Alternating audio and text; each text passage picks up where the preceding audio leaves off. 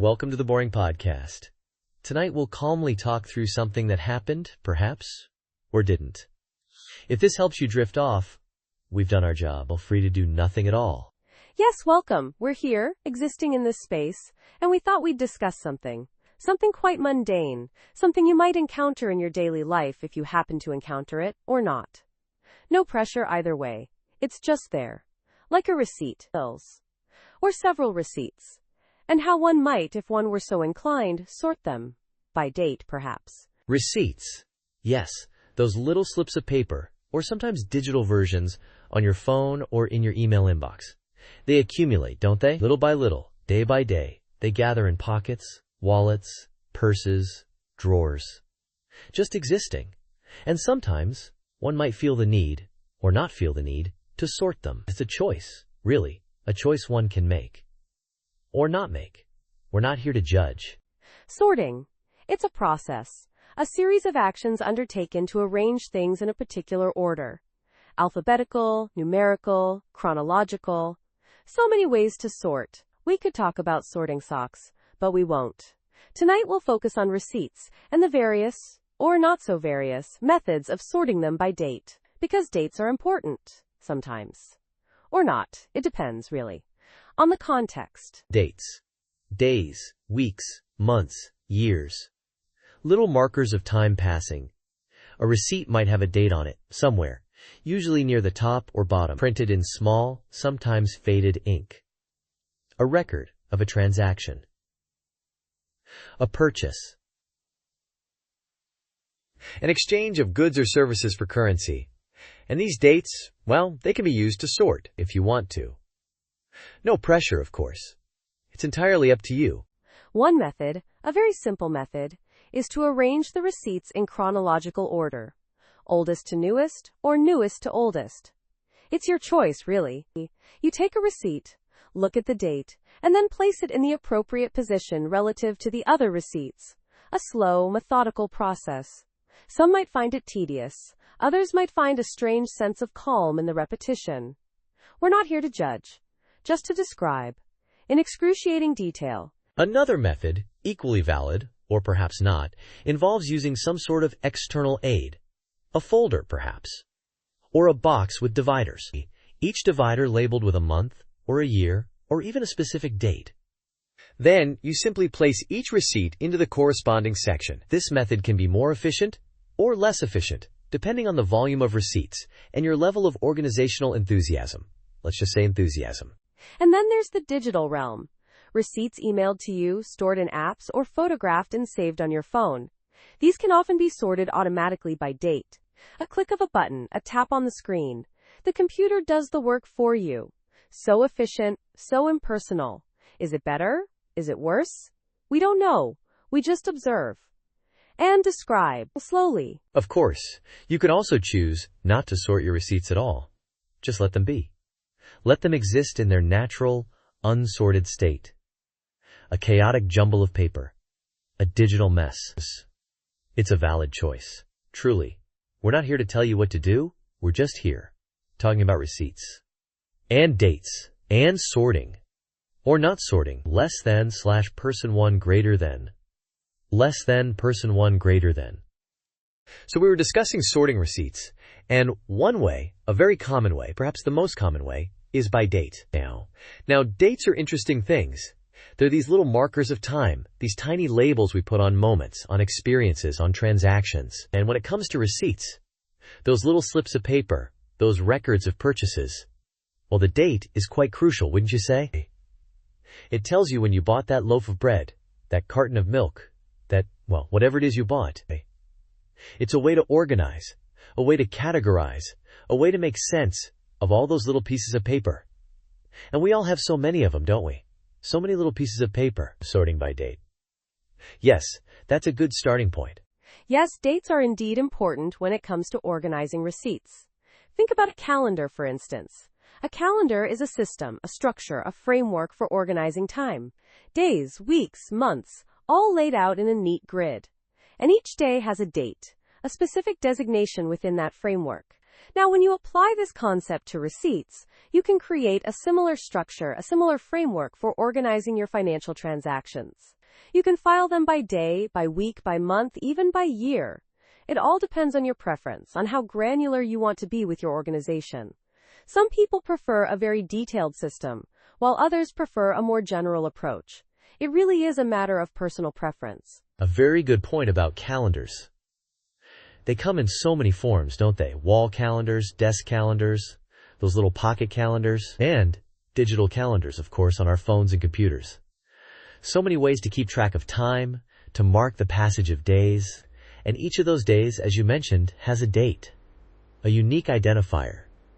And that's what makes sorting receipts by date so effective. You're essentially creating a timeline of your purchases, a chronological record of your spending habits. You can see what you bought on Monday, on Tuesday, on Wednesday, and so on. It's a way of imposing order, of creating structure out of what might otherwise be a chaotic jumble of paper. Precisely.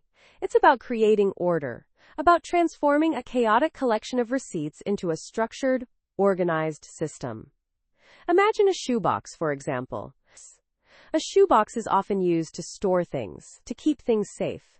But if you just toss things into a shoebox without any rhyme or reason, it quickly becomes cluttered, disorganized. It becomes difficult to find anything. The same principle applies to receipts. If you don't have a system for organizing them, they become just as cluttered and disorganized as the contents of a shoebox. Sorting by date is one way to avoid this, to maintain order and clarity. A shoebox. Yes, a good analogy. I remember using shoeboxes to store things when I was younger. Toys, baseball cards, little trinkets. And you're right, if you didn't organize them, they became a jumbled mess. So with receipts, using the date as an organizing principle, it's like putting each item in its proper place in the shoebox. It's about creating a system, a method, a structure.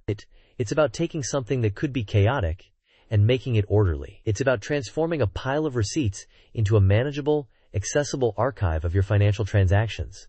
Exactly. It's about accessibility, about being able to quickly and easily find the receipt you need when you need it. Think about filing cabinets, for instance. Filing cabinets are designed to store documents in an organized manner. Each drawer, each folder, has a label, a designation. This allows you to quickly locate the document you're looking for without having to sift through a disorganized pile of papers. Sorting receipts by date provides a similar level of accessibility. You can quickly find the receipt from a specific day, week, or month. Filing cabinets. Yes, another good example. Those metal drawers, sliding in and out, each one filled with neatly arranged files. It's a system that's been around for a long time, and for good reason. It works. It allows you to store and retrieve information efficiently. And that's what we're striving for with our receipts, isn't it? Efficiency, organization, accessibility. We want to be able to find that receipt for that specific purchase without having to rummage through a disorganized pile of paper. Sorting by date helps us achieve that. Indeed. It's about simplifying, about streamlining, about making the process of managing receipts as painless and efficient as possible. Because let's face it, dealing with receipts isn't exactly the most thrilling activity, but it's a necessary one. And by having a system in place, a system like sorting by date, we can make it a little bit less tedious, a little bit less of a chore. We can bring a sense of order to what might otherwise be a chaotic and overwhelming task. Now, as we were saying, or rather, as we may have alluded to earlier in this exploration of receipt organization, one quite common, or perhaps we should say frequently employed method, involves arranging these small slips of paper, these testaments to our daily expenditures, by the date upon which the transaction occurred. This could be the date of purchase, the date the service was rendered, or even the date the receipt was printed, although that last one is, admittedly, less common. But we digress. This date-oriented approach can be further subdivided into several equally mundane subcategories, which we'll delve into shortly, or perhaps not so shortly, depending on how thoroughly we wish to dissect this particular aspect of receipt management. It's all a matter of perspective, really. Yes, indeed, the perspective is key. And as you were mentioning, this categorization by date can manifest in a variety of ways, each with its own subtle, almost imperceptible nuances. We could, for instance, arrange the receipts chronologically, starting with the oldest and progressing linearly towards the most recent. Or, conversely, we might opt for a reverse chronological order, beginning with the most recent and gradually working our way backward through time, to the older receipts. The choice is entirely arbitrary, really, driven by personal preference rather than any objective measure of efficiency or efficacy. It's a bit like choosing between smooth or crunchy peanut butter, a matter of taste, not necessity. The important thing is the act of choosing itself, the engagement with the process. Precisely. The engagement, the meticulous handling of these small, rectangular pieces of paper, each one a record of a past transaction. And within this chronological framework, we have further options. We could group the receipts by day, by week, by month, or even by year, depending on the volume of receipts we're dealing with and the specific time frame we're interested in examining. Each of these groupings provides a different level of granularity, a different lens through which to view our spending habits. Or, perhaps, not view them at all. Sometimes the act of sorting is enough. Indeed, the sorting itself can be a meditative practice, a way to quiet the mind and focus on the mundane. And within these date-based categories, as you mentioned, we can choose different levels of detail. We could have a folder for each year, then subfolders for each month within that year, and further subfolders for each week within each month. Or we could simply have a pile for each month, a slightly less structured approach but still organized by date. It's a matter of finding the system that best suits one's individual needs and preferences. And sometimes, those needs and preferences change over time. Yes. The fluidity of personal organization systems. It's a fascinating, if somewhat tedious, aspect of the human condition, this constant striving for order. For a system that perfectly captures the chaotic nature of our daily lives. And within this date-based sorting, as we've discussed, we can choose to arrange the receipts chronologically from oldest to newest, or from newest to oldest. Both methods have their merits, and both achieve the ultimate goal of organizing the receipts by date. The choice is largely a matter of personal preference, as we've stated before. Yes, the cyclical nature of this discussion, mirroring the repetitive nature of sorting receipts. As we've covered, organizing by date allows for a chronological overview of spending, whether from oldest to newest, allowing us to trace our expenditures through time, or from newest to oldest, providing a more immediate view of recent purchases.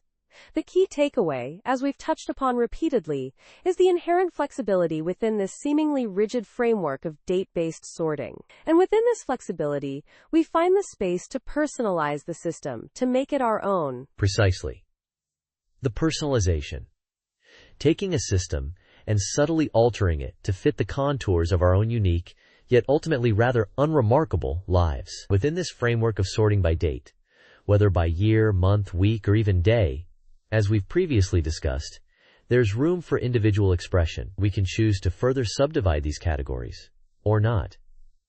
We can meticulously label each folder, or simply leave them unmarked. The possibilities, while finite, are nonetheless numerous enough to provide a sense of, shall we say, mild engagement. Indeed, mild engagement. And within this mild engagement, perhaps a flicker of something akin to, but not quite, satisfaction. The quiet satisfaction of knowing that our receipts, those small, often overlooked pieces of paper, are arranged in a manner that, at least for the moment, makes sense to us. Whether that arrangement is chronological or reverse chronological, detailed or general, meticulously labeled or entirely unlabeled, the important thing is that it aligns with our current, and likely fleeting, organizational preferences. And that, in itself, is a small victory. So we've talked about stacking receipts, yes, just placing one on top of the other, a very simple, almost effortless method. But there are nuances, of course. Sometimes, and I've experienced this myself, a receipt might be slightly smaller than the one beneath it. This can lead to a slight overhang, a kind of lip, if you will. And that lip, well, it can catch on other things. Say, for instance, you're putting the stack into a drawer, that lip can catch on the edge of the drawer. Not a dramatic catch, mind you, nothing exciting, but just enough to cause a slight pause, a moment of resistance. And sometimes, that's all it takes to disrupt the otherwise smooth process. It's true, those little disruptions can be, well, disruptive. One might consider using a paper clip or a small binder clip to keep the receipts aligned, to prevent that lip, that slight overhang. But then, you introduce another element, another step, finding the paperclip, ensuring it's the right size, opening it, placing it carefully so as not to obscure any important information on the receipts. It's a trade-off, a balancing act, really, between the potential for a slightly snagged receipt and the added effort of the clip. And sometimes, the paperclip itself can snag on something. It's a whole other set of potential snags. It's something to consider, certainly. Indeed. And then there's the question of the paperclip material. Metal paperclips are the most common, but they can leave a mark, a small indentation, on the receipts over time. Plastic ones are less likely to do that, but they can be less robust, prone to breaking. It's a dilemma, a very subtle one. And then there's the color. Do you go for silver, black, or perhaps a more vibrant, though ultimately still quite dull, color like beige? These are the questions that keep me up at night sometimes. Not really, but you understand. Absolutely. One could spend hours pondering these seemingly insignificant details, lost in the minutiae of receipt organization. And speaking of minutiae, I recall once noticing a small, almost imperceptible, smudge on a receipt. It wasn't ink, not exactly, but more like a faint discoloration, perhaps from a stray drop of water or something. It didn't obscure any information, but its presence was unsettling. It added a layer of complexity, a subtle blemish on an otherwise pristine document. These are the things we contend with. We also have the folder method, of course. Sliding each receipt into a designated folder, perhaps labeled by month or category. This offers a greater degree of organization, admittedly, but introduces the potential for paper cuts. The edges of the receipts, particularly if they've been folded or crumpled, can be surprisingly sharp. Not sharp enough to draw blood, usually, but enough to cause a slight stinging sensation, a mild discomfort, and that can be distracting, especially when you're trying to relax and sort your receipts. I once saw a bird fly into a window, quite startling. Folders also take up more space than a simple stack. You need a dedicated space to store them, a filing cabinet perhaps, or a drawer. And then there's the issue of finding the correct folder. You have to open the drawer, sift through the folders, locate the one you need. It's a process, a multi-step endeavor.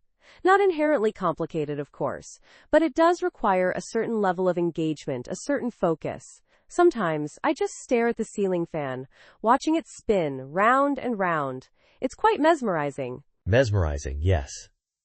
And then, what if you misfile a receipt? You place it in the wrong folder, perhaps in the wrong month, and then, later, when you're searching for that specific receipt, it's nowhere to be found. It's lost, misplaced, adrift in a sea of other receipts. A small, rectangular piece of paper vanished. Poof! Like a whisper in the wind. I once tried to make toast in a waffle iron. It didn't go well. Speaking of whispers, sometimes, when the house is quiet, I can hear a very faint humming sound. I've never been able to pinpoint the source. It's not loud, not intrusive, but it's there. A constant, low-frequency hum. It's like a background hum to the silence. I find it strangely comforting. It might be the refrigerator. Or perhaps it's the electrical wiring. Who knows? The mysteries of the mundane. And then, sometimes, it stops. Just like that. Silence. So we were talking about sorting receipts by date. And, there's the straightforward way, the chronological method, oldest to newest or newest to oldest, whichever you prefer. It doesn't really matter. It's a system, a way of organizing these little slips of paper that represent transactions, purchases made, services rendered, money spent. We accumulate them, these receipts. And sorting them by date is one way to manage this accumulation, a rather basic way, some might say, but effective nonetheless. Like filing papers, or stacking books, a simple act of ordering, bringing a semblance of structure to the chaos of daily life. Or not chaos, perhaps, but just the general flow of things, the ebb and flow of commerce, represented by these small, rectangular pieces of paper. Yes, the chronological approach. It has a certain simplicity, a straightforwardness that can be quite soothing. You begin at one point in time, and you move forward, or backward, through the receipts, each one a marker of a specific moment, a transaction completed, a coffee purchased, a train ticket bought, groceries acquired. These little records of our spending habits, arranged in a linear fashion, like beads on a string, or steps on a path. One after the other, they form a sequence, a timeline of sorts, documenting the mundane realities of our consumer existence. from the earliest date to the latest, or vice versa. It's a way to keep track, to maintain a record. A simple yet effective method. Nothing fancy, but it gets the job done. Just a basic sorting method, really. And then there's the alternative, the reverse chronological. Newest to oldest. Flipping the script, so to speak, starting with the most recent purchase and working your way back through time. A different perspective, a different way of looking at the same information, the same receipts, the same transactions, but viewed in reverse order. Like rewinding a film or retracing your steps. It's essentially the same process, just in the opposite direction. From the latest date to the earliest. A simple reversal, but it can feel quite different. A different way of organizing, a different way of remembering. Still just sorting receipts, by date, but in reverse. Reverse chronological. Yes, the opposite direction. Instead of starting at the beginning, you start at the end. The most recent receipt, the last transaction. And from there, you work your way backward. Through the days, the weeks, the months. However far back your receipts go. A journey through time, in reverse. Like reading a book from back to front. Or watching a movie in rewind. It's a different approach, a different perspective. But ultimately, it achieves the same result. The receipts are sorted, by date. Just in the opposite order. From newest to oldest. A simple, yet effective method.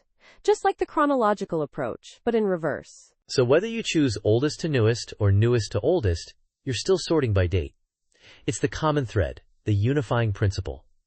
The chronological order, or its reverse. A simple concept, really. Just arranging these little slips of paper in a sequence based on the date they were printed. A way of organizing, a way of managing, a way of making sense of the small transactions that make up our daily lives. From coffee to groceries, train tickets to parking fees. Each receipt a record, a marker in time, sorted by date, in one direction or the other. Yes, the date. The key element. The anchor point. The date printed on the receipt tells us when the transaction occurred. When the coffee was purchased. When the train ticket was bought. It's the piece of information that allows us to sort chronologically, or reverse chronologically. The date is the common denominator, the unifying factor. It's what allows us to arrange these small pieces of paper in a meaningful way. To create a sequence, a timeline, a record of our spending habits, organized by date. A simple yet effective method. Just sorting by date. We've covered the basic methods, the fundamental approaches to sorting receipts by date. Chronological or reverse chronological. Oldest to newest or newest to oldest. It's a simple concept, but it can make a difference. Organization, even in small ways, can bring a sense of order, a sense of control. Even something as mundane as sorting receipts can be a small act of self-management, a way of tidying up, of creating a system. A simple system, but a system nonetheless. Sorting receipts by date. A seemingly trivial task, perhaps. But it can be a way to bring order to the small details of life. To manage the accumulation of these little slips of paper. To create a system, a structure. Chronological or reverse chronological. It's a choice, a preference, a simple decision, but one that can make a difference. In a small way, of course. But sometimes, the small things matter. Like sorting receipts by date. So we were talking about sorting receipts. And one way, a very common way, perhaps the most common way, though I haven't conducted a survey, is by date. Now, date sorting can be tricky because dates can be written in different formats. You have the month-day-year format, the day-month-year format, and even year-month-day. And then there are numerical representations and written representations. Thinking about all these possibilities can be quite tedious, which is, of course, the point of this podcast. So yeah, date sorting. Sometimes I think about how much time I spend thinking about things like sorting receipts, and it really makes me wonder. Yes, the variations in date formats can indeed be a source of mild confusion when attempting to sort receipts chronologically. One might encounter, for instance, a receipt from a local grocery store dated the 4th of July 23. Now, is this July 4th or April 7th? The ambiguity can be unsettling, albeit in a very minor way. One could, of course, attempt to deduce the correct date by examining the items purchased, considering seasonal availability. However, this requires additional mental effort, which we try to avoid here. So the date remains a bit of a puzzle, just something to ponder as you drift off. Right, and even if you figure out the date format, you still have to decide whether to sort from oldest to newest or newest to oldest. Both have their merits. Oldest to newest allows you to see how your spending habits have evolved, or haven't, while newest to oldest puts the most recent purchases at your fingertips, which can be helpful for budgeting, I suppose. But then again, budgeting isn't very relaxing, is it? Perhaps we should talk about something even less stimulating, like the different types of paper receipts are printed on. But no, we'll stick with dates for now. Dates, dates, dates. They just keep going. Like this podcast. Another approach, and I've considered this at great length while waiting in lines, is to sort receipts by month. This simplifies the process somewhat, as you're only dealing with 12 possibilities, January through December. You could have a designated folder, or perhaps just a pile, for each month. Imagine 12 piles of receipts. It's a very calming visual, isn't it? And then, within each month, you could, if you were so inclined, sort by date. Or not. The possibilities are, dare I say, almost endless. Almost. And then there are the digital receipts. Those are a whole other story. Do you print them? Do you keep them in a specific folder on your computer? Do you even bother saving them at all? I've spent many a sleepless night pondering these very questions, even though sleep is supposedly the goal here. It's quite the paradox, isn't it? Sorting digital receipts, much like sorting physical receipts, can take many forms. So many options, so little motivation. With digital receipts, one could organize them into folders by year, then by month, then by store, and finally by date. A very granular approach, perhaps overly so. One could even create subfolders for different categories of purchases within each store. The level of detail could become quite extensive. Imagine folders within folders within folders. A digital labyrinth of receipts. It's almost exciting. Almost. But not quite. And what about those little portable receipt scanners? Do they really make life easier, or just add another layer of complexity? It's something to consider, I suppose, as we slowly, methodically, and perhaps unnecessarily, dissect the various nuances of receipt organization. This is, after all, what we do here on the Boring Podcast. We bore you to sleep, or at least, we try to. We really do. Another point to consider, and this is a point I've considered many times, is the question of what to do with the receipts once they've been sorted. Do you keep them indefinitely? Do you shred them after a certain period? And how do you decide what that period should be? A year? 2 years? 7 years? These are the sorts of questions that keep me up at night, though, ironically, they should be putting me to sleep. The irony isn't lost on me, truly. It isn't. We've discussed several ways to sort receipts, haven't we? From the simple chronological approach, placing one receipt after another in a designated container, to the more, shall we say, nuanced method of categorizing by purchase type, and then subdividing by date. It's quite a spectrum of options, really. One might even say it's a bit overwhelming, the sheer number of choices available for such a mundane task. And yet, here we are, still contemplating the various ways one might organize these small slips of paper. It makes one wonder about the nature of organization itself, doesn't it? The inherent human desire to impose order on chaos. Or perhaps it's just about finding the misplaced receipt for that stapler we bought. Who can really say for sure? Yes, the stapler. A practical purchase. Staples themselves are quite interesting when you think about them. Small, thin pieces of metal designed to bind paper together. A temporary bond, of course, easily undone. Unlike, say, glue or tape. Though those have their own sets of limitations, I suppose. Glue can be messy, and tape can lose its stickiness over time. And then there are the different types of tape. Scotch tape, masking tape, packing tapes. Each with its own specific purpose. It's all quite a bit to consider, isn't it? Just like the receipts. So many options, so many choices. Sometimes, simplicity is best. Just a pile of receipts. Or maybe a shoebox. That's a thought. A shoebox. An interesting container. Usually used for shoes, of course. But adaptable. Could hold receipts just as easily. Or other small items. Buttons, perhaps. Or paper clips. Or even small rocks. The possibilities are, dare I say, endless. Limited only by the size of the shoebox, really. And the size of the items one wishes to contain within it, which brings us back to the receipts. Perhaps a shoebox isn't the most efficient method for long-term storage. But it's a starting point. a place to begin the organizational journey. A journey that, like all journeys, must begin with a single step. Or, in this case, a single receipt. The first receipt, the genesis of the collection. Where it all begins. Perhaps it was for something small, a pack of gum, or maybe something larger, a new appliance. Regardless of the purchase, it marks the beginning of the process.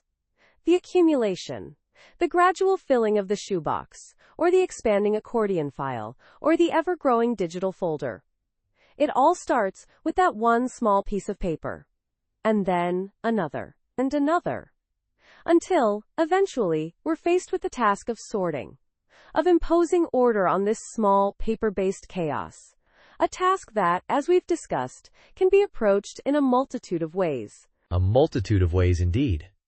We could arrange them by date, as previously mentioned, or by category. Groceries, clothing, entertainment, or perhaps by amount, from smallest to largest, or vice versa. We could even color code them, using different colored highlighters to denote different categories, though that might be a bit excessive. A bit too much effort for such a mundane task. But then again, who are we to judge the organizational preferences of others? Everyone has their own system, their own way of doing things. And that's perfectly acceptable. Perfectly acceptable. Indeed. It's a matter of personal preference, really. Some people thrive on highly structured systems, while others prefer a more relaxed approach. There's no right or wrong way to do it, as long as the receipts are, in some way, contained and accessible. That's the important thing. To be able to find them when needed, for tax purposes, for example, or for tracking expenses, or simply for the satisfaction of knowing where they are. That in itself can be a comforting feeling. A sense of control in a world that often feels chaotic. Control. An interesting concept. The desire to impose order on the randomness of existence. To categorize and compartmentalize the various aspects of our lives, from the mundane, like sorting receipts, to the more profound, like searching for meaning in the universe. It's a fundamental human drive. To understand, to organize, to control. And yet, despite our best efforts, there's always an element of chaos that remains. A certain unpredictability that we can never fully eliminate. Perhaps that's what makes life interesting. The interplay between order and chaos. The interplay, yes. A delicate balance, like a carefully constructed house of cards, easily disrupted by a sudden gust of wind. Or a misplaced receipt, is all connected, in a way. The small things and the big things. The receipts and the universe. It can be overwhelming to think about. Perhaps it's best to just focus on the task at hand. Sorting the receipts, one by one, slowly and methodically, until the shoebox is full. Or the accordion file is bulging, lobbing up. Or the digital folder is overflowing. And then we start again. So we've touched on a few ways to sort receipts, by date specifically. We've talked about the simple chronological approach, oldest to newest, or the reverse, newest to oldest. And then we delved a little into the monthly system, where you gather all the receipts from a given month and put them together. Or, similarly, the slightly less granular, but still effective, quarterly method. We even briefly considered sorting by day, which, admittedly, can be a bit much for everyday use, unless you have a truly extraordinary volume of receipts. It's a lot to consider, probably more than most people would ever need to consider. But we're thorough here. We aim for comprehensive coverage of the mundane. It's our mission, so to speak. Our calling, one might say. A calling to bore, if you will. And within those systems, remember we discussed the various tools one might employ. The simple shoebox, for example. A classic. Or the expanding file folder, with its labeled tabs, organized. Then there are binders, with those clear plastic sleeves. Excellent for visibility. And of course, we can't forget the digital options. Scanning those receipts and storing them as PDFs. That's a whole other level of organization. So many choices. It's almost overwhelming, isn't it? Thinking about all these different ways to sort these little slips of paper. But that's what we're here for. To wade through the minutiae. To explore the subtle nuances of the seemingly insignificant. It's a journey, really. A very slow, very detailed journey. It really is. And we haven't even touched upon the different ways one might categorize receipts within these systems. By store, perhaps? Or by type of purchase? Groceries, clothing, entertainment. The possibilities are, dare I say, numerous. It's a rabbit hole, this receipt sorting business. A very deep, very dull rabbit hole, and we're happily falling down it, together. Slowly. Deliberately. Taking our time. There's no rush. No need to hurry. We're in no particular hurry to get anywhere, are we? No, not at all. We're just meandering through the world of receipt organization, exploring the various paths one might take. And there are so many paths, so many options. It can be quite paralyzing, actually, trying to decide the best way to arrange these small rectangular pieces of paper. But we're not here to judge. We're here to observe, to describe, to elaborate, to perhaps even induce a state of gentle drowsiness. That's the goal, after all. Indeed. And I think we're doing a rather good job of it. Just thinking about all these different methods and tools and categories, it's enough to make anyone's eyelids feel heavy. So many choices. So much to consider. And yet, so little of actual consequence. It's a strange paradox, isn't it? The utter insignificance of it all. But that's the beauty of it, the boring beauty. It is. It really is. The sheer monotony of it all. It's almost soothing. Like a gentle lullaby. A lullaby of receipts. And folders. And binders. And digital scanners. It's all so very calming, isn't it? Just thinking about it. All these different ways to organize these little pieces of paper. It's mesmerizing. Almost hypnotic. Hypnotic, yes. A hypnotic hum of organizational possibilities. So many ways to achieve the same, ultimately meaningless, result. A perfectly sorted pile of receipts. What does it all mean? Perhaps nothing. Perhaps everything. Or perhaps something in between. It's hard to say, really. And frankly, I'm not sure we need to know. The not knowing is part of the charm. The mystery. The boredom. The boredom. Yes. The sweet, gentle boredom. It's enveloping us. Surrounding us. Lulling us into a state of peaceful inactivity. And that's okay. That's good. That's what we want. We're here to embrace the boredom. To celebrate it. To share it with the world. One meticulously sorted receipt at a time. Or perhaps not sorted at all. It doesn't really matter, does it? In the end, it's all just there. Thank you for joining us. Let go of the day and drift softly into rest. There's nothing more to do. Nothing more to think about. Just this moment. Just your breath. Just peace. Sleep well.